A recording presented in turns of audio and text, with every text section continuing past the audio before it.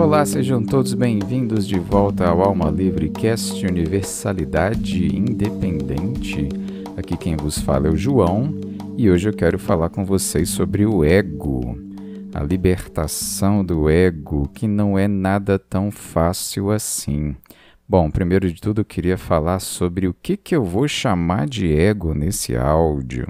Tem várias interpretações. O problema é que a gente está tentando apontar para um conceito abstrato usando palavras, se ego é uma palavra que tenta apontar para uma situação que é difícil a gente pegar, né? Não é nada palpável. Então a gente não enxerga direito o que é que a gente está falando quando fala de ego. É como se a gente jogasse, sei lá, uma bola no meio de um gramado, uma bola pequena, né? Uma outra pessoa fosse pegar aquela bola e outra pessoa não está enxergando e você já identificou onde que a bola está e você está de longe apontando, tá ali ó, aquilo ali, e a outra pessoa, aonde? Cadê? Eu não estou vendo, e você está lá, ali, aqui, é aquele treco ali ó, do lado para lá, dali para cá, e a outra pessoa está lá perdidinha sem conseguir enxergar do que é que você está falando, de onde que está a coisa, né? E é mais ou menos isso quando a gente tenta falar de ego. Quando a gente está tentando identificar o que é isso, o que a gente faz quando a gente faz essa situação egóica na nossa cabeça. E então, o que eu quero chamar a atenção hoje aqui é sobre a fantasia. Eu vou chamar o ego de fantasias, de identificações com narrativas, com situações mentais, com julgamentos, com a história que a gente conta para a gente mesmo sobre quem a gente é, ou o que a gente faz.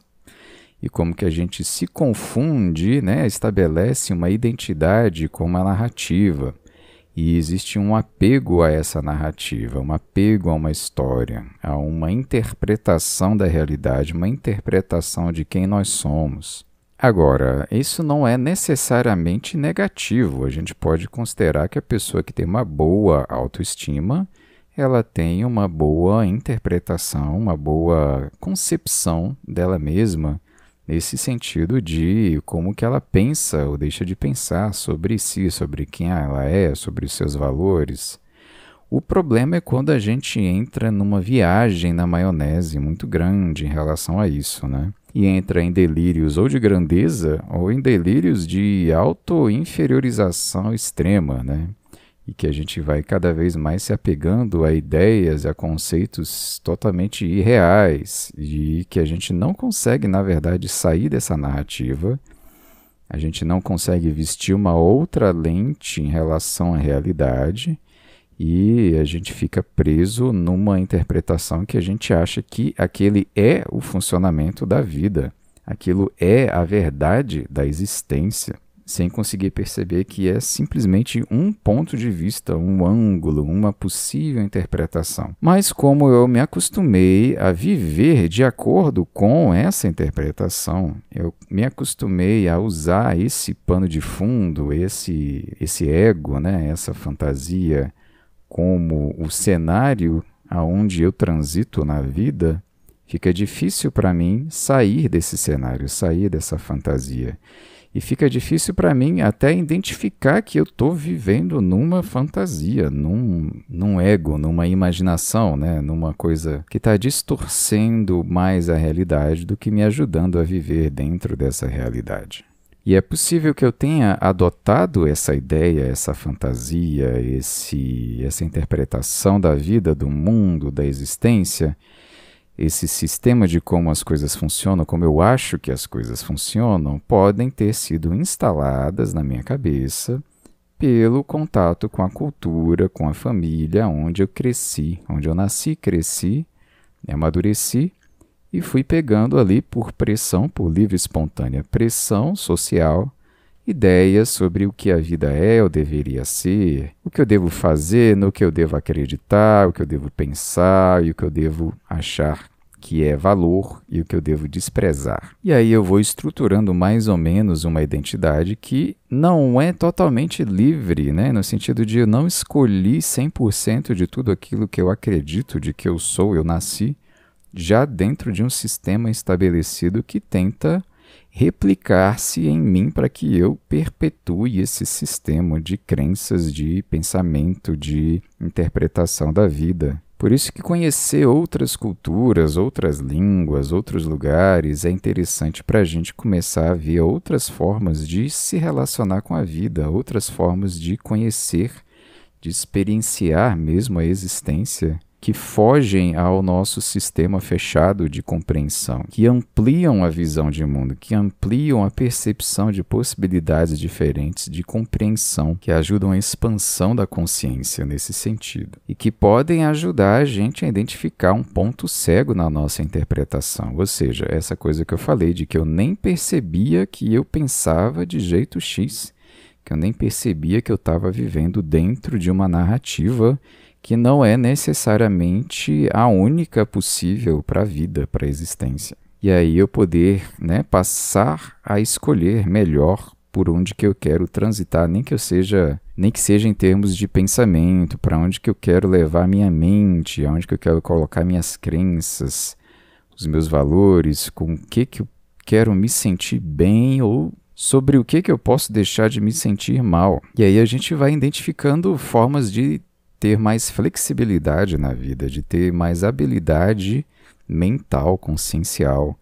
Porque, por exemplo, se eu não tenho essa capacidade de observar caminhos diferentes que se apresentam em termos de relacionamento com a vida, eu posso pegar essa ideia única, no Espiritismo o pessoal chama muito de monoideísmo, de monoideia, ideia única, de vivência, de experiência, de objetivo de vida, de o que é ser eu, de o que é estar vivo, e de repente a vida pode mostrar para mim que não é esse o caminho, que não vai acontecer, não vai estar tendo o que eu queria que tivesse tendo, a vida não vai estar acontecendo de acordo com o que eu imaginava que deveria estar acontecendo, e se eu não tenho essa flexibilidade, eu posso entrar num processo depressivo.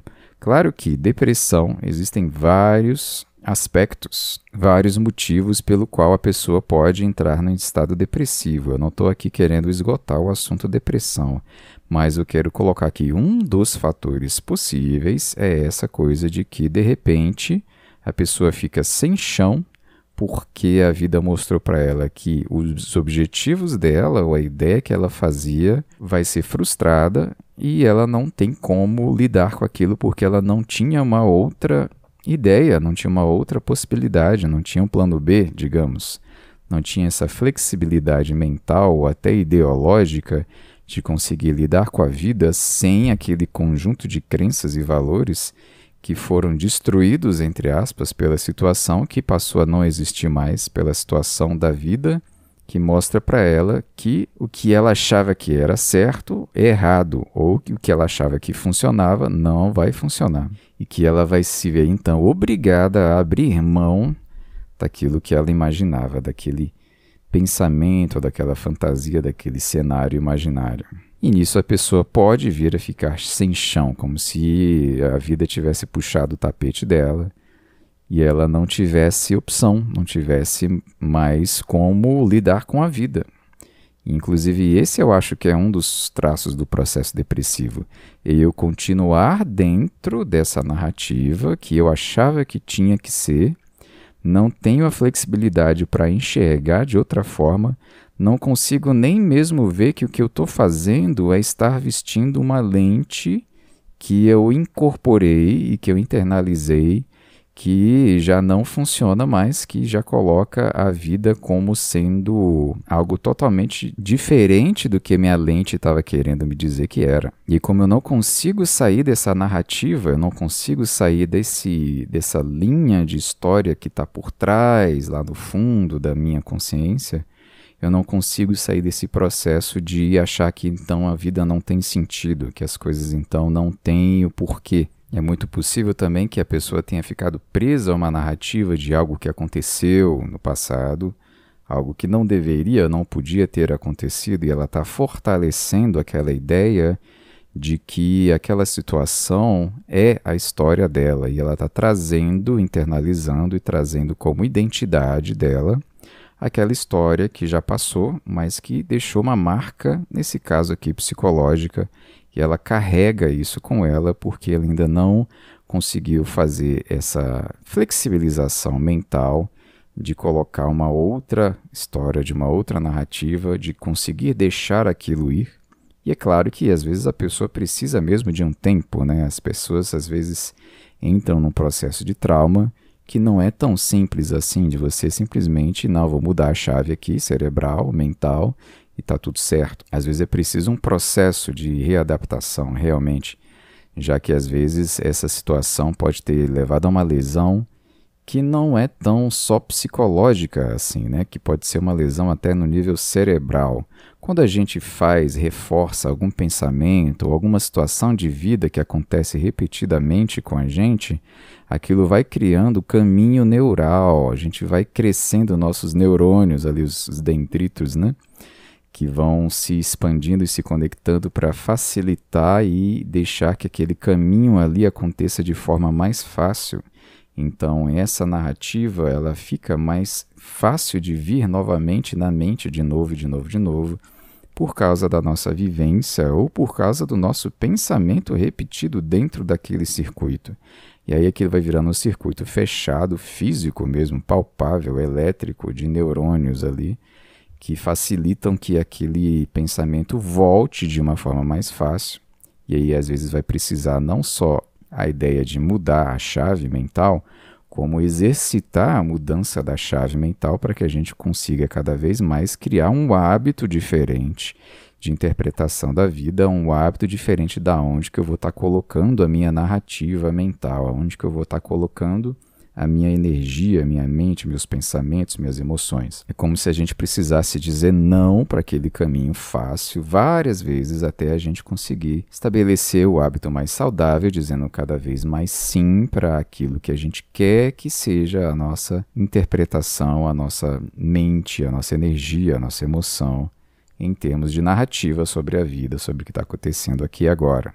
E isso também passa pela questão do orgulho, né? Do ego no sentido de apego à questão do que aconteceu ou deixou de acontecer. De você conseguir abrir mão daquele negócio que não teve, que não vai estar tendo, ou até abrir mão do fato que realmente aconteceu e você não queria que tivesse acontecido.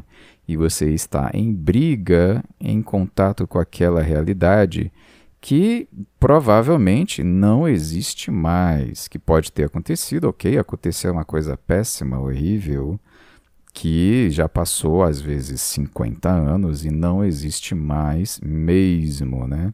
E a gente às vezes fica preso naquela situação, brigando com o fato daquilo ter acontecido. É um nível de orgulho no sentido de, não, eu não vou deixar, eu não vou abrir mão deste fato. É um processo quase que vingativo de significar que eu não posso estar bem, eu não me permito ficar bem. Por quê? Porque aconteceu X 50 anos atrás.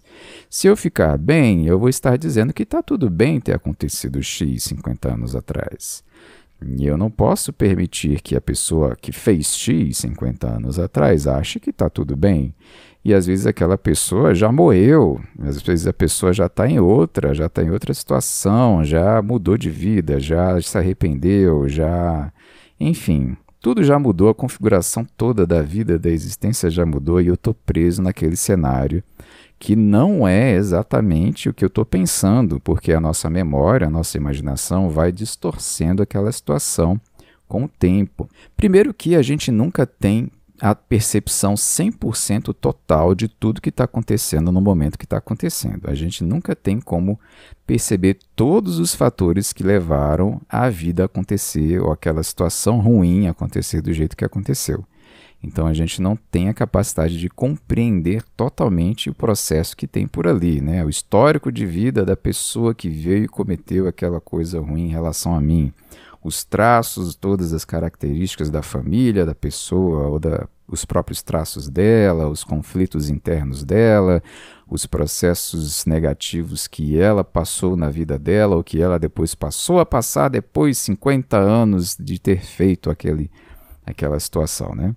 Então, eu acho que eu tenho uma compreensão do que aconteceu naquele momento, há 50 anos atrás, mas eu não tenho.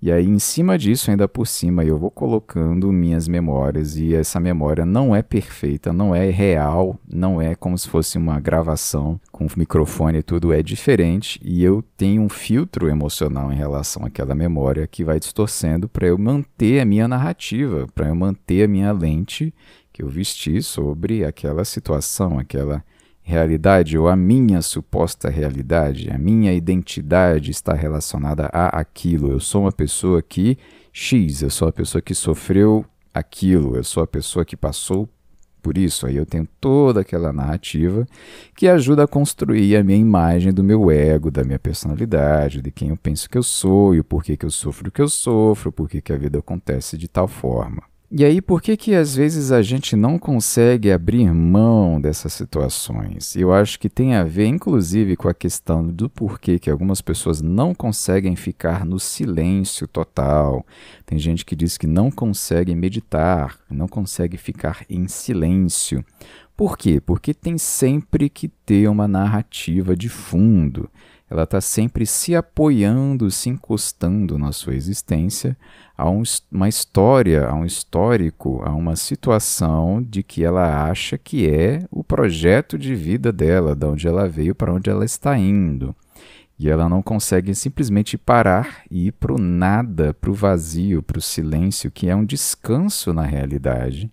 É uma pausa nessa narrativa, nessa história toda, e ela às vezes entra em desespero ali, né? De que como assim, é já como se ela começasse a ficar sem chão de novo, é como se ela tivesse apegada constantemente a uma canção de ninar constante, que se tiver uma pausa, ela começa a entrar em parafuso e começa a, sei lá, fazer uma birra consciencial dela com ela mesma, porque ela não pode ficar em silêncio. É como se ela entrasse num vácuo, num buraco negro de vazio, né, de absurdo. E também aí existe uma interpretação negativa também sobre o vazio, sobre o que é o silêncio. Por exemplo, a pessoa pode começar a pensar, né, ela entra nesse processo de silêncio sozinha, e aí pode vir aquela interpretação negativa do estou sozinha, a interpretação negativa de estou solteiro, ou sei lá, não estou fazendo algo que outra pessoa poderia estar fazendo.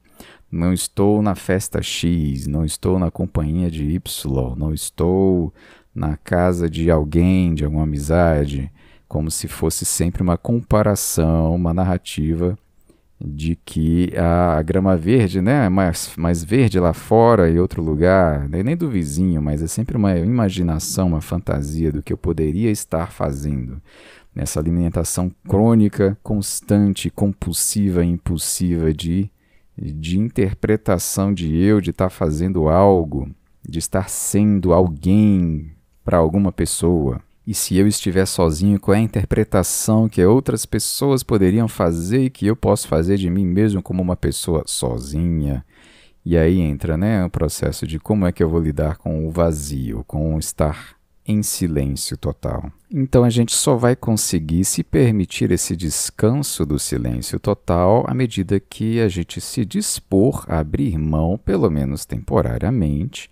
A gente pode pegar depois as nossas crenças, as nossas ideias, fantasias, ao final desse processo meditativo que eu estou propondo de silêncio profundo, inclusive do ego aqui, de simplesmente estar no nada, no vazio, no aqui e agora, que não precisa ir para lugar nenhum, que não tem julgamento, que não tem valores, que é simplesmente o que é, sem ter que ser útil para uma outra situação, sem ter que ser um meio para um fim, é simplesmente o aqui e agora. E aí a gente começa a conseguir enxergar melhor no que a gente está colocando a nossa cabeça. Quando a gente não se permite esse silêncio, é como se a gente estivesse sempre tagarelando. E quando a gente está falando com alguém, se a gente não para de falar, a gente não consegue ouvir o que a outra pessoa tem a dizer. E é mais ou menos a mesma coisa com a cabeça da gente. Se a gente não para essa narrativa, a gente fica constantemente correndo atrás desses personagens que a gente criou na nossa consciência, na nossa cabeça, A gente não consegue ver, enxergar o feedback da vida, a realidade da situação que pode estar mostrando para a gente que o caminho, se o caminho está certo, se a gente está dando os passos adequados, se a gente está interpretando a vida da maneira mais clara, mais concisa, mais precisa, ou se a gente está viajando na maionese, falando em cima do que a vida está falando para a gente e não entendendo nada no processo e achando que está entendendo, né? E aí então a gente pode entrar nesse processo de silenciamento e de abrir mão, de chegar em qualquer lugar. Meditação é abrir mão de tudo, é um fazer nada profundo. É um estar simplesmente por estar no aqui e agora. E aqui e agora é o motivo final da meditação. Não é para chegar, não é para melhorar a consciência, não é para melhorar nada. É para estar no silêncio total, profundo. E aí a gente consegue até cada vez mais desenvolver a habilidade de colocar a mente em alguma coisa, porque a gente tem a intenção de colocar a mente ali, e de tirar também, de tirar a importância de alguma coisa, de silenciar uma narrativa que já não faz mais sentido, de tirar a importância de uma história que pode estar fazendo mal para a gente. E aí a gente vai desenvolvendo essa habilidade, que eu vou até chamar de um certo tipo de inteligência emocional, de conseguir enxergar melhor qual é a narrativa que a vida está propondo para a gente. A vida, assim, né? As pessoas geralmente propõem algumas interpretações, alguns jeitos de viver para a gente. E para a gente conseguir estar lúcido e consciente se a gente quer comprar aquela narrativa daquela pessoa, se a gente quer entrar naquele processo que está acontecendo ali, ou se a gente quer simplesmente deixar passar, abrir mão, manter-se neutro e não se abalar e não entrar naquela emoção, naquela narrativa, que é aquele relacionamento com aquela pessoa, que a pessoa está trazendo caso você se mantenha em contato com aquela pessoa. Aliás, eu queria colocar até a ideia de quando alguém está tentando te colocar, te enquadrar numa narrativa, num julgamento, né? Especialmente numa questão de conflito, de briga, e que a pessoa está querendo dizer que você é X e que você fez Y, e ela quer te colocar numa narrativa de uma emoção, de que ela está sentindo, que para ela é muito real e faz muito sentido, e ela quer te convencer que você está errado, que você é todo errado, e que você pode ou não comprar essa história, entrar nessa narrativa e se sentir mal de acordo com aquela pessoa, com o que ela está falando de você. E aí você pode ou não permitir que aquela narrativa se torne real para você e você entrar no processo de culpa ou de vitimização ou de realmente se colocar dentro daquela briga, né? Dentro daquele processo ali. Engraçado é que quanto mais distante é aquela pessoa, quanto menos relacionamento você tem com ela, quanto mais ela não tem nada a ver com a sua vida, mais fácil é de você ouvir o que ela está falando de você e você não levar aquilo a sério, de você não incorporar aquela narrativa daquela pessoa, de você não dar importância, não dar energia. O problema é quando é alguém próximo, é alguém com quem você tem um relacionamento, ou você teve um relacionamento, que você deixou entrar, né, na sua vida, que você deu importância para as palavras daquela pessoa em outras situações, porque você achou que eram palavras, eram situações que você deu valor, que você concordou, que você achou que tinha uma realidade, que tinha a ver. E aí você passa a interagir com aquela pessoa como se fosse realmente assim uma relação importante, né? E aí você traz aquela pessoa como sendo importante e de repente ela se vira contra você. E para aquilo entrar e pegar em você é muito mais fácil, porque você já estava acostumado a ouvir aquela pessoa e trazer como, né, como verdade, dar energia para aquilo.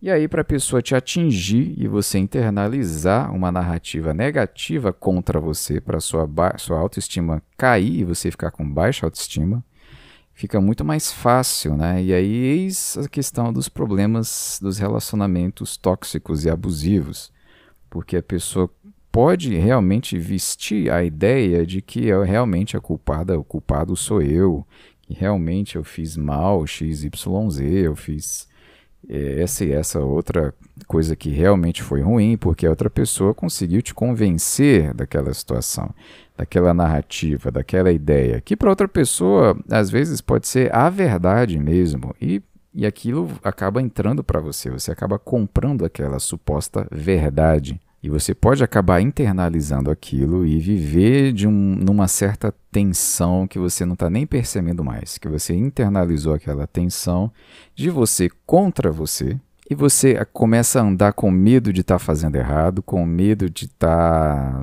desagradando, de estar sendo uma pessoa ruim, de você realmente estar pisando na bola, e você vai pisando em ovos sem precisar, né? Porque não tem ovo nenhum para você pisar. E você pode ir acabando agindo cada vez mais de acordo com essa narrativa, e de repente você não sabe onde começou essa ideia, você não sabe onde começou essa interpretação de você sobre você, e vai se tornando cada vez mais difícil de novo abrir mão dessa narrativa, abrir mão desse processo.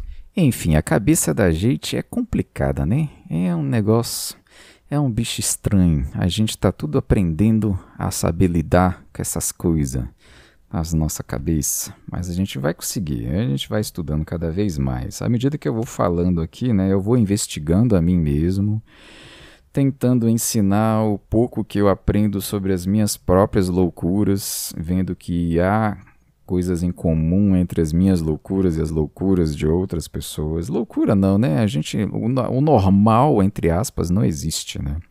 Achar que existe um padrão de normalidade que eu preciso me encaixar é mais uma narrativa que pode deixar a gente para baixo.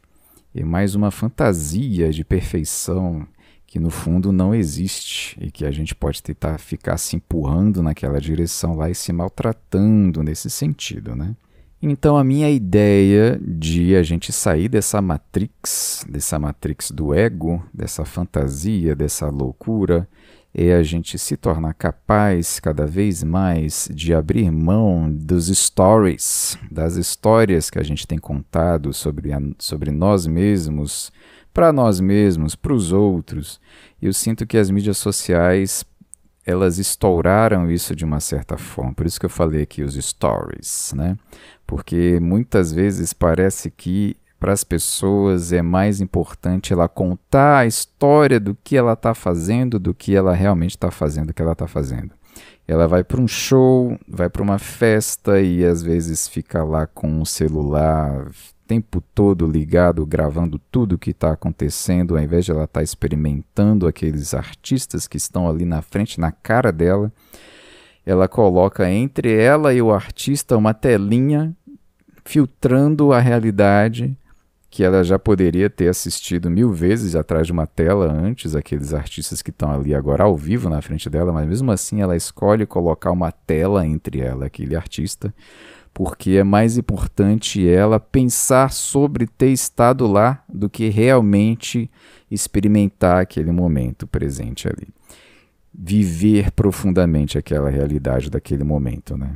Parece que não é real, que a vida não é real para a pessoa se ela não estiver contando a história daquela situação para ela, que só é real a contação de história. É muito louco isso, né? A contação de história sobre a realidade eu acho que é mais real do que o real. Eu não estou acostumado a lidar com a verdade, eu estou acostumado a lidar com a minha narrativa sobre a verdade, porque eu preciso estabelecer um certo controle e domínio sobre essa verdade. E eu tendo essa narrativa, a minha narrativa vai me dar a minha força, meu poder de controle, de saber dizer o que está acontecendo. Mesmo que seja algo horrível, eu estou no controle eu sei o que aconteceu. O que aconteceu foi essa porcaria aqui.